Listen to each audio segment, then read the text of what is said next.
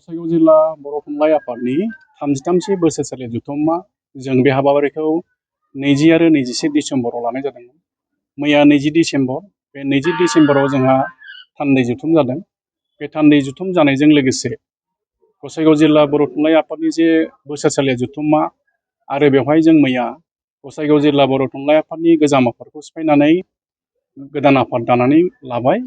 बे गोदान आफाद दानायाव जोङो सासे गोदान आफादगिरि मोननो हादों, मानगोनां दैथुन मुसाहारि बिथां, आरो लोगोसे गाहाय नेहाथारि जों गोदान मोननो हादों, मानगोनां सुसान्त नार्जारि बिथां।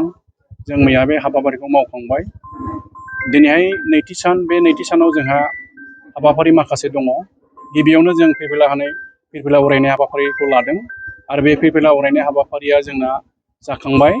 जोंनि बारग' आफादगिरि मानगोनां प्रसन्नलाल नार्जारि बिथाङा अरायहोखांबाय आरो माखासे मुंख्लं आरो रुंसारिफोरनाव बिबार बावनाय हाबाफारि दंमोन, बेखौबो जों मावखांबाय। दिनै जोंहा माखासे सावरायमेल दङ। बे सावरायमेलानो जाबाय बर' थुनलाइ फेहेरनाय फैबाय थानाय इयुन जोलैनि बिबान। बेखौ जों सावरायमेल लादों आरो बे सावरायमेलाव जोङो आलासि महरै लिंहरनो हादों।